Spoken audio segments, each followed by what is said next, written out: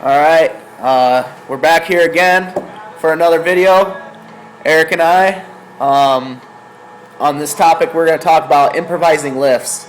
Improvising lifts, what we mean by that is, say you're unable to do something because you got a disability or you just got a handicap one way or another that you can't actually do it. There's always things you could do. Don't let that be an excuse for you. You should never let anything limit you or tell you can't do something just because you say, just for instance, me, I have a bad back. I got a herniated disc, and all the cartilage in my back is just like, all the discs are pressed together in the lower back. And there's been a lot, this has been a hard year for me in the gym, actually, because I have not been able to do what I've wanted to do, but I have still got in there and got the job done. And I'm okay. I didn't hurt myself anymore, and the doctor okayed it, the chiropractor okayed it, and I got a weightlifting belt to help me out a little bit. But say for instance on my bench, I couldn't put my feet on the ground because when I put my heels down, the bench was a little too tall and it stretched my back muscles out a little bit and hurt. What I did is I just put my feet up on top of the bench. And in a way, that actually benefits you more than having your feet on the ground, because all the weight is on your chest. 100% of it is on your chest and on your arms, your shoulders. It's more concentrated because you get a lot of power from your hips and a lot of balance when your feet are on the ground.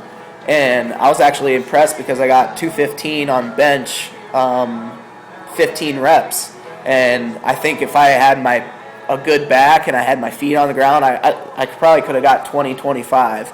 But doing it that way actually benefited me. It might have been a blessing in disguise that my back gave me that problem. But what I did is I just got in there and I did everything that I could do.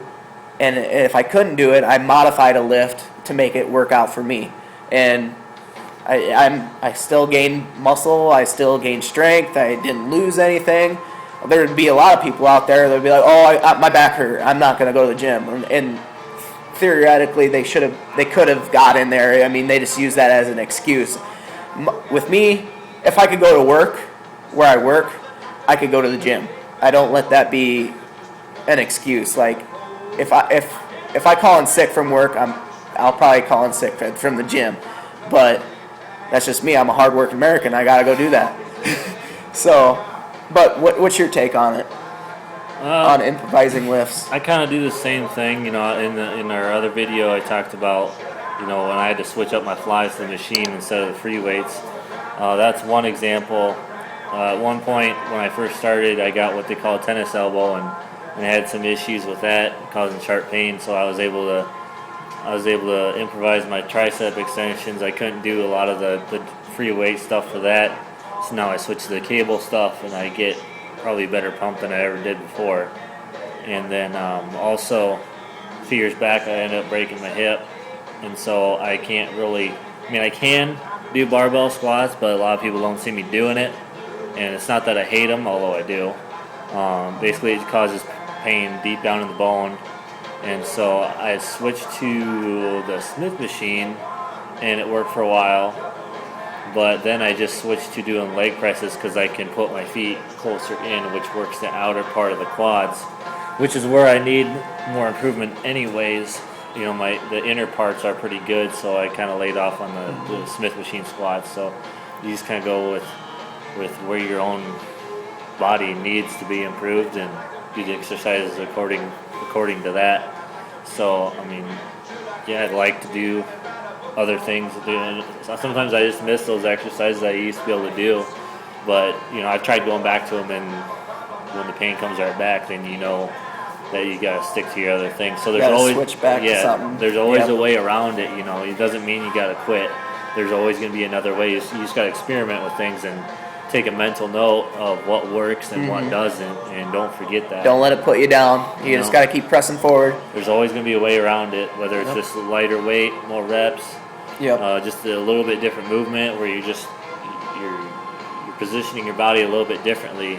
You know, it doesn't take much to improve it. So you just gotta kind of play with things and see what happens. We do that all the time in the gym. With the buddies that I lift with, their shoulders hurt sometimes and elbows hurt sometimes.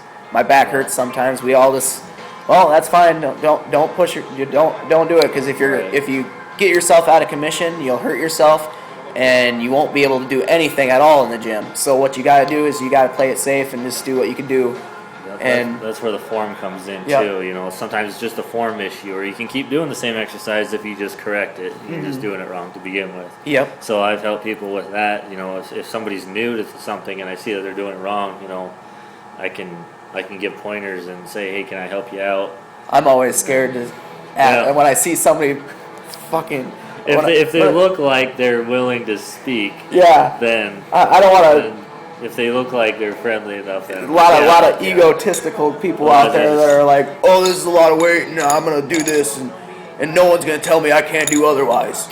Yeah, you just kind of watch them, and that's about it. If you get one of those people, just go let them break their back, or their shoulders, or their neck, or whatever they're doing. That are willing to listen, so you gotta give them help. So it's okay to give, like, some of the young kids too. You know, you know, they're not gonna tell you what to do, so you gotta show them how it's done. So just give pointers, and if you see anybody else out there that looks like they could use a pointer, you know, it's all right if they look like they can take it without being offended. It's like I said, so gotta have an open mind, and if somebody's gonna tell you something, you listen to them. It doesn't mean you don't have to do it. You just have to listen to it. I take as many pointers as I can. That's how I learned. I knew nothing when I first started. But you just gotta pick up pointers from everybody and figure out what works best for you. You know. Best way to learn is to ask questions, so there's no such thing as dumb questions for that. And I've been lifting middle school all the way through high school and college, and a little bit after college, here I am today, and I'm still taking advice. And sometimes when I see people in the gym, I'm like, that's a good idea. I'm going to try that too. You know, like, no matter how long you do I'm always learning. It's a science. Like I've always stressed this. You got to keep going. You know, like you got to study it, and you got to keep pressing forward. There's always something new to learn. You can't know everything. So anybody that acts like they know everything they're full of shit, because there's so much to learn. And as you get older, your bodies are always changing. So some stuff that works when you're 18 isn't going to work when you're 10 years later, when you're 28. You know, you have to do things differently. Both with your nutrition. Shut up. Both with your nutrition and with your training. And so you just gotta. It's always a learning process, and that's what makes it fun. That's what keeps you going. So heck, I'm gonna be doing this when I'm 65, 70. And I know I'm not gonna be able to do the same thing as I'm doing now. I'm gonna have to improvise a lot of lifts when I'm that old. Oh, I will be. And I'm gonna be going down a lot of weight, but hey, at least I'm in there. You don't see a lot of 65, 70-year-olds pumping iron, you know. But I don't know. I think if we keep it up, we'll be benching 500-600 pounds by then. Oh yeah. We got plenty of years ahead. That's what I'm doing now. I'm gonna be doing like 800 by then. Yeah, whatever. No, it's not anywhere near that. All right. So there's always, basically, to sum it up, there's always some way around it. So you know, don't get discouraged if something doesn't work for you. You know, there's many different exercises for working one muscle group. So you just got to figure out, play with things, and do some experimenting, and that's what keeps you going. If it hurts, don't do it. Simple as that. That's right. So take a mental note. Don't forget it. And we're going to wrap this up. Yep. Thank you. Yep. Have a good one, guys.